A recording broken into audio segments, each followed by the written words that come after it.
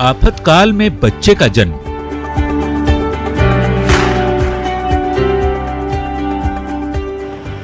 जब हर तरफ नदी उफान पर है, गांव से लेकर शहर तक पानी भरा है, लोग किसी तरह ऊंचे स्थानों पर जाने की जुगाड़ में हैं, उस वक्त में ये तस्वीर सुकून देने वाली है।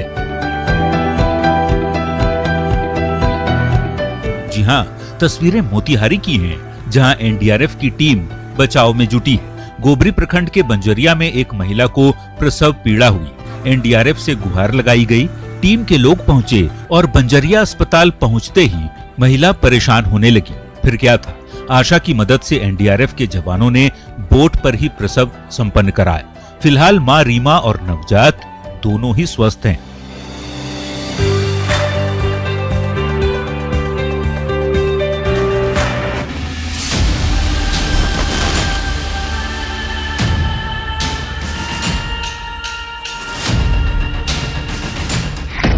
बड़ी महंगी पड़ेगी लापरवाही।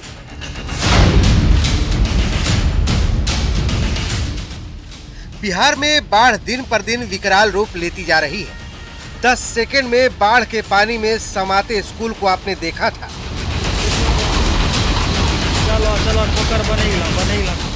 अब ये तस्वीर देखिए और अगर बाढ़ के पानी में लापरवाही करते हैं तो सचेत हो जाइए। लेकिन पूर्वी चंपारण का ये वीडियो सबक है।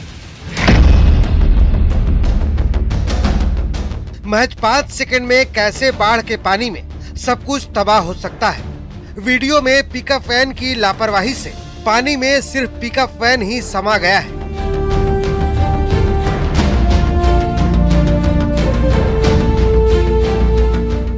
और ड्राइवर बाल बाल बच गया। दरअसल प्याज लेकर ये पिकअप वैन चालक मंजिल की ओर बढ़ रहा था।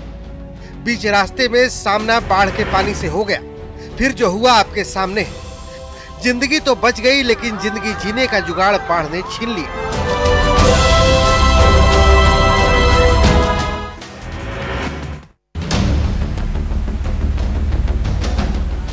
गांव के लोगों की बढ़ी परेशानी।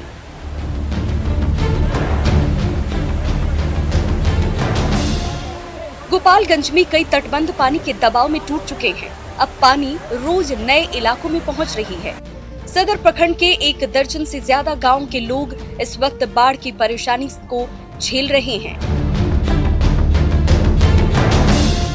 सदर प्रखंड के मकसूदपुर के वार्ड संख्या 10 का तो अस्तित्व ही खतरे में आ गया है। सैकड़ों घर गंडक की धारा में बह गए हैं। घर की महिलाएं बैलगाड़ी में बैठकर समय गुजार रही हैं, तो पुरुष बचे हुए सामान को नाव पर लाद कर ले जा रहे हैं। मदद के लिए एनडीआरएफ की टीम भी जरूर पहुंची है। जियाने हो जाए तो फिर दे लेके जाके। तो क्या क्या सामान है इसमें? जो है सब यापन है, खाने का सामान है, अनाज है। हाँ, अनाज पेटी पाटी वैसे लुगा कपड़ा है।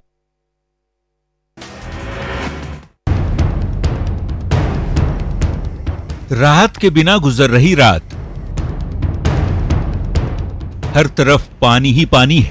दिन में किसी तरह ऊंचे जगहों पर पहुंच जाने की जुगत में लोग लगे हैं, लेकिन बाढ़ पीड़ितों के लिए रात गुजारना मुश्किल हो रहा है। सीतामढ़ी के रीगा में धीरे धीरे हालात में सुधार हो रहा है, लेकिन जिनके घर पानी में डूब गए उनकी परेशानी कम नहीं हुई।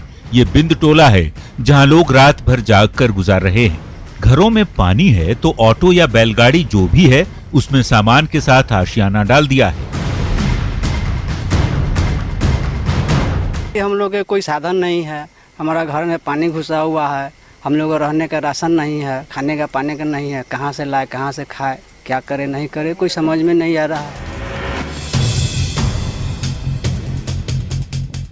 किशनगंज में महानंदा नदी का प्रकोप। सीमांचल का जिला किशनगंज भी पूरी तरह बाढ़ की चपेट में है। कई गांवों में लोग जिंदगी बचाने की जद्दोजहद में लगे हैं। ये किशनगंज प्रखंड स्थित बलिया डांगी गांव है, जहां कभी 250 गरीब लोगों का बसेरा था, लेकिन अब गांव 95% पानी में समा चुका है। गांव के लोग नदी पार कर सड़क पर शरण लिए हुए हैं। इस गांव में बस एक स्कूल बचा है, जो कभी न कभी महानंदा नदी में समा ही जाएगा। यहाँ के लोगों की जमीन कट गई, घर बार उजड़ गया। अब उम्मीदें बस सरकार पर टिकी हैं। माल जाल जो है, माल जाल को टपाना बहुत मुश्किल भारी है। यहाँ रेती इतना तूफान है कि करंट से जैसे कि रेलगाड़ी का हवा चलता है उस तरह चल रहा है। बाढ़ के पानी में डूबा कॉलोनी। बिहार के दरभंगा में बाढ़ का पानी बढ़ता ही जा रहा है।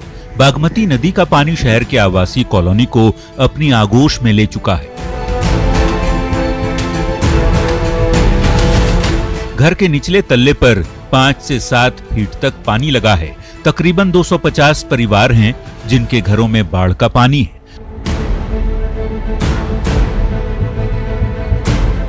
पानी बढ़ते देख लोग दूसरी जगहों की ओर पलायन कर गए हैं, लेकिन ज्यादातर घरों में सामान पानी के अंदर डूबा हुआ है। लोग अपने सामान को देखने तो आ रहे हैं, लेकिन बेबस हैं और कुछ नहीं कर सकते।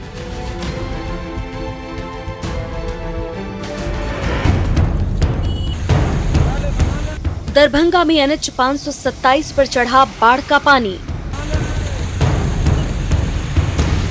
ये सड़क दरभंगा को मधुबनी के साथ जयनगर होते हुए नेपाल से जोड़ती है। बाढ़ का पानी अब NH पर चढ़ गया है। रविवार दोपहर तक पानी 1 से 2 फीट तक बह रहा था। लोग जरूर आते जाते नजर आए, लेकिन गाड़ियों की रफ्तार पर ब्रेक लग गई है। तकरीबन 400 फीट की दूरी में सड़क पर बाढ़ का पानी बह रहा है। लोगों की परेशानी अब बढ़ गई है, लेकिन कुछ युवा इस पानी में सड़कों पर मौज मस्ती करते नजर आ रहे हैं, वो भी खतरा उठाते हुए।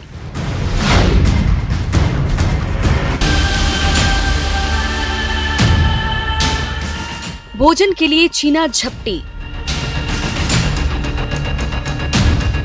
पेट की आग क्या होती है, इस आग को बुझाने का जद्दोजहद लोगों को किस तरह करना पड़ता है, ये गोपालगंज के उन इलाकों में देखने को मिला जहां बाढ़ से लोग बुरी तरह से प्रभावित हैं। बाढ़ पीड़ितों के लिए कुछ युवाओं ने भोजन की व्यवस्था की। इनके लिए वैन में पैकेट बनाकर लाए, लेकिन जैसे ही वैन पहुंची, लोग इस पर टूट पड़े। जिसको जो मिला वितरण कर रहे लोगों से छीनकर यहां से चलता बना। लेकिन इस बीच कई बुजुर्ग महिला और पुरुष बेबस होकर टकटकी निगाहों से यूं ही देखते रह गए।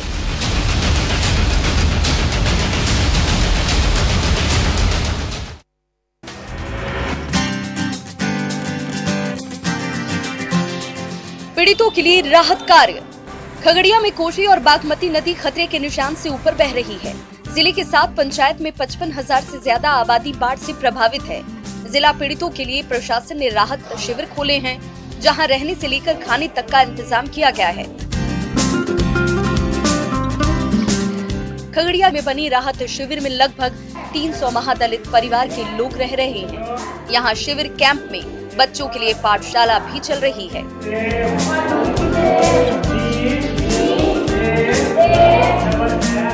जिसमें सोशल डिस्टेंसिंग का पालन किया जा रहा है। अमनी पंचायत के 1 नंबर वार्ड जो है हियादपुर, पूरा बाढ़ से प्रभावित हो गया है।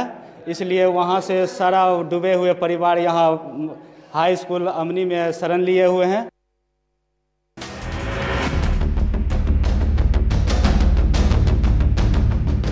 मददगार बना न्यूज़ 18। गोपालगंज में कई इलाकों में सिर्फ पानी ही पानी नजर आ रहा है। 4 दिनों से पानी में फंसे लोगों का हाल बुरा है। कई लोगों ने पानी के बीच अपनी झोपड़ी की छतों पर शरण लिया हुआ है। जब मदद नहीं मिली तो न्यूज़ 18 को फोन किया और फिर हमारी टीम NDRF को लेकर निकल गई लोगों की मदद के लिए। पानी के बीच होते हुए देवापुर पश्चिम पंचायत के लोगों का रेस्क्यू किया। सभी को NH 28 तक सुरक्षित पहुंचाया गया। जाहिर है लोग न्यूज़ 18 की मदद से खुश दिखे।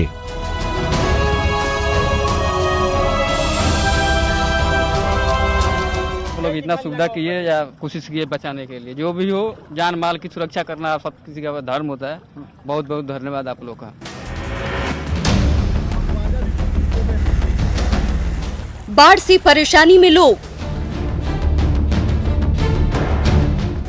गोपालगंज के बरौली प्रखंड का 12 पंचायत बाढ़ से प्रभावित है।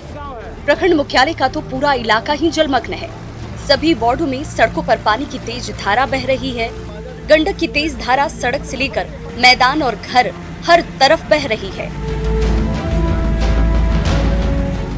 जिला प्रशासन ने 8 नावों के साथ एनडीआरएफ की टीम को लगाया तो है, लेकिन प्रभावित इलाकों में राहत सामग्री पहुंचाने में परेशानी हो रही है। नवादा पंचायत का बभनौली और चंदन टोला सबसे ज्यादा बाढ़ प्रभावित गांव में है।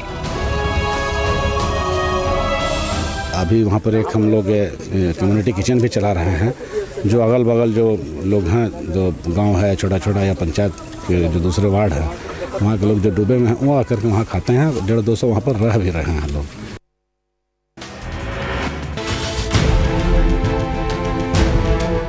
बाढ़ राहत कार्य में तेजी।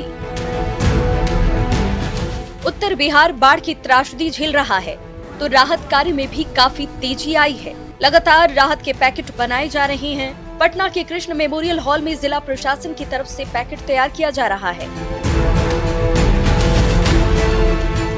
शनिवार की रात जिला प्रशासन और शिक्षा विभाग के कर्मचारियों ने रात भर पैकेट को तैयार किया, जिन्हें बाढ़ प्रभावित इलाकों में भेजा गया। इसमें चूड़ा है, गुड़ है, चना है, मोमबत्ती और माचिस।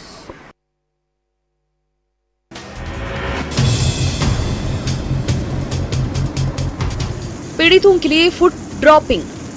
एयरफोर्स के हेलीकॉप्टर से फूड पैकेट्स गिराए जा रहे हैं। लोगों तक खाना सुरक्षित पहुंचे, इसके लिए चॉपर को काफी नीचे तक लाया जा रहा है।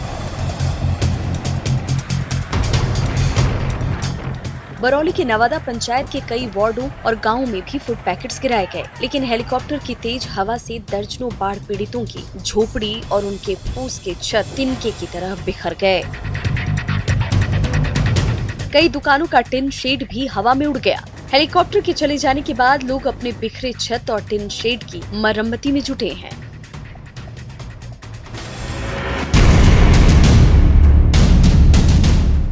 दक्षिण में उफान पर गंगा नदी। एक तरफ उत्तर बिहार में कोसी और गंडक नदी तबाही मचाई हुई है, वहीं दक्षिण बिहार में गंगा और पुनपुन नदी अपने रौद्र रूप में है। ऐसे में जिला प्रशासन की तरफ से मुस्तैदी दिखाई जा रही है। जगह जगह पर रेत की बोरियां रखी जा रही हैं, जिससे घाटों को बांधा जा सके। घाटों पर कटाव ना हो, इसे लेकर तैयारियां की जा रही हैं। हालांकि निचला इलाका पानी में डूबा हुआ है।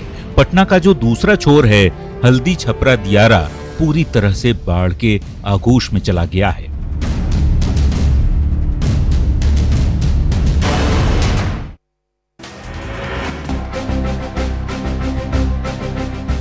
एनएमसीएच कोविड अस्पताल बेहाल। एनएमसीएच में कुव्यवस्था खत्म होने का नाम ही नहीं ले रही। हाल ही में न्यूज 18 ने आपको दिखाया था कि कैसे अस्पताल के कोरोना वार्ड में मृत मरीजों का शव पड़ा है। खबर चली और असर भी हुआ। खुद स्वास्थ्य मंत्री मंगल पांडे ने 2 दिन पहले ही अस्पताल का दौरा किया था। डॉक्टरों को सख्त निर्देश दिए कि ऐसी तस्वीरें फिर से सामने नहीं आनी चाहिए, लेकिन आज इसी अस्पताल से ऐसी तस्वीर सामने आ गई जो आपको झकझोर देगी।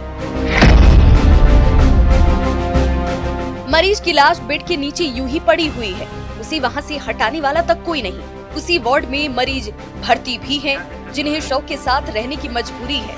ये हालात तब हैं जब हेल्थ मिनिस्टर ने एक्शन लेते हुए अधीक्षक निर्मल सिन्हा को हटाकर सुपरिटेंडेंट विनोद सिंह की नियुक्ति भी कर दी।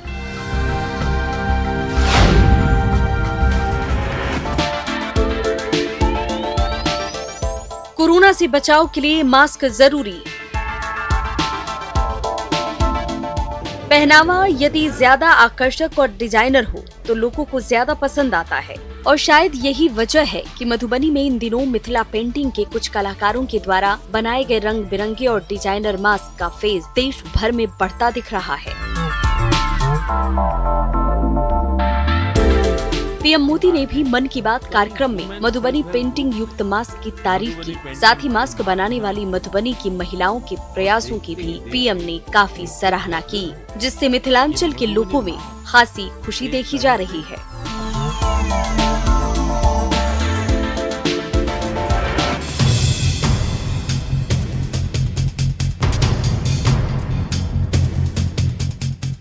गिरफ्त में पत्थलगड़ी की मास्टरमाइंड।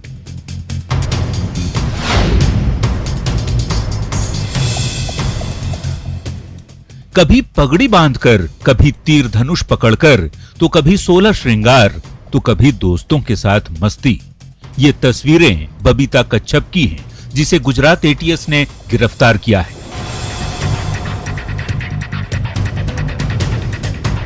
इन तस्वीरों को देखकर शायद ही कोई कह सके इसके अंदर सरकार और संविधान के खिलाफ जहर भरा होगा। झारखंड में सरकार के खिलाफ जहर उगलने के बाद ये विष कन्या गुजरात में आदिवासियों को भड़काने में जुटी थी। बबीता कच्छप उस वक्त सुर्खियों में आई थी जब उसने खूंटी में पत्थलगड़ी के समर्थन में सोशल मीडिया पर सरकार के खिलाफ जहर उगलना शुरू किया।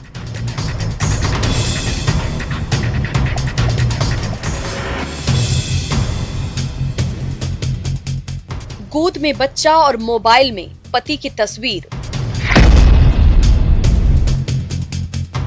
ये है रोहतास के नूरनगंज की नसीमा बानो। 2017 में अंसारगंज के सद्दाम के साथ नसीमा की शादी हुई थी। 2 साल तक प्रताड़ना मिलने के बावजूद वो पति के साथ रही, लेकिन दिसंबर 2019 में पति सद्दाम ने 3 तलाक दे दिया। अब नसीमा टिहरी महिला थाने में केस दर्ज कराने पहुंची है। सवाल है कि गैर कानूनी होने के बाद भी इस प्रथा का दुरुपयोग कैसे किया जा रहा है।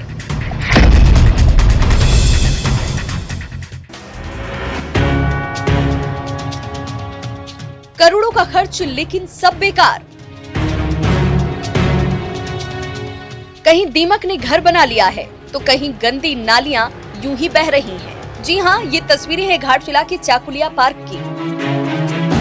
5 साल पहले 1 करोड़ 25 लाख की लागत से पार्क का निर्माण तो किया गया, लेकिन अब इसका कोई फायदा नहीं है। एक बार फिर से नागानल मंदिर के पास पार्क बनाने की तैयारी चल रही है, जिसका लोगों ने विरोध शुरू कर दिया है। चाकुलिया में ज्यादातर योजनाओं का हाल ऐसे ही बेहाल है। 25-25 लाख की लागत से 4 शौचालय बनाए गए, लेकिन एक को छोड़कर कोई भी इस्तेमाल में नहीं है।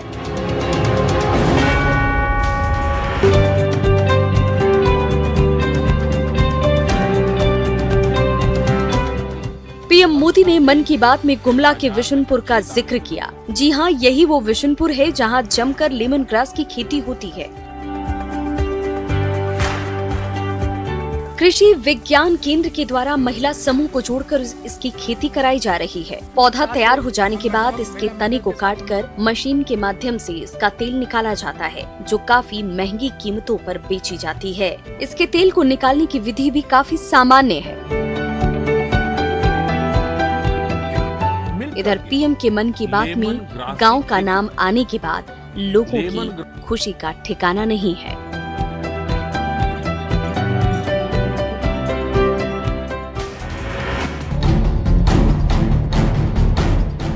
अमरूद किसानों की परेशानी। सीमांचल में सबसे ज्यादा अमरूद का उत्पादन कटिहार के रौतारा में होता है। 50 एकड़ से ज्यादा इलाके में किसान अमरूद की खेती करते हैं। दूर दूर तक अमरूद के पेड़ ही नजर आते हैं। लेकिन अमरूद हब के नाम से मशहूर राजवाना के किसान परेशान हैं। फसल में अजीब सी बीमारी हो गई है, जिससे अमरूद के फल खराब हो रहे हैं। ऐसे में मायूस किसान अब पेड़ों को काट रहे हैं। इस लाइलाज बीमारी से सीमांचल के अमरूद किसान परेशान हैं। ये जो है फल में जो है पूरा दागी है सर, मतलब ये फल जो है पूरा दागी होकर ये बर्बाद हो जाता है, पकने के बाद सड़ जाता है फल, इसलिए बाजार में इसका कोई वैल्यू नहीं है। आर्थिक संकट से खिलाड़ी का सामना। नरकटियागंज के हरदिया चौक की रहने वाली ये है मोनी। एक साथ इतने सारे मेडल को देखकर आप समझ गए होंगे, जरूर कोई प्रतिभावान खिलाड़ी है। जी हाँ, मोनी राष्ट्रीय स्तर की फुटबॉल प्लेयर हैं, लेकिन आज मोनी लोगों के कपड़े धोती हैं ताकि परिवार की कुछ मदद हो पाए। नरकटियागंज महिला फुटबॉल खिलाड़ियों के लिए एक फैक्ट्री है, जहां से अभी तक 100 से ज्यादा लड़कियां राष्ट्रीय और अंतर्राष्ट्रीय स्तर पर अपनी पहचान बना चुकी हैं। गरीब परिवार के इन खिलाड़ियों को फुटबॉल ने एक अलग पहचान दी है, लेकिन कोरोना की इस महामारी की वजह से इन्हें आर्थिक संकट का सामना करना पड़ रहा है। बहुत जगह हम लोग टूर्नामेंट में चैंपियन हुए हैं और बहुत जगह से मेडल प्राप्त किए हैं। अभी घर पे बहुत परेशानी है, फिर भी माँ बाप का हाथ बटाते हैं लोग और घर पे ही प्रैक्टिस करते हैं।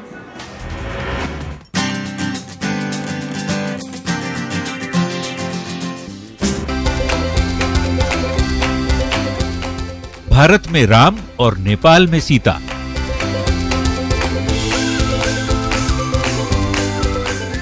भारत और नेपाल सांस्कृतिक रूप से एक दूसरे से जुड़े हैं। ये सिर्फ किताबी बातें नहीं हैं, हकीकत भी कुछ ऐसा ही है। ये गलियारा है नो मैंस लैंड का, जो भारत और नेपाल के बीच है। ये भारत ककुनौली बॉर्डर है, जहां एक मंदिर बना है जो आधा नेपाल में और आधा भारत में है। सबसे बड़ी बात ये कि मंदिर में हनुमान जी की मूर्ति लगी है, जिनका एक पैर भारत में है तो दूसरा नेपाल में। यही नहीं, हनुमान जी की छाती में बनी राम की मूर्ति भारत में है तो सीता की मूर्ति नेपाल में।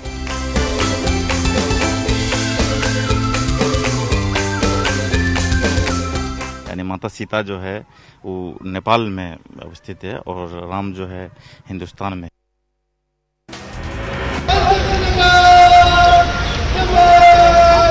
विजय दिवस पर वीरों को श्रद्धांजलि।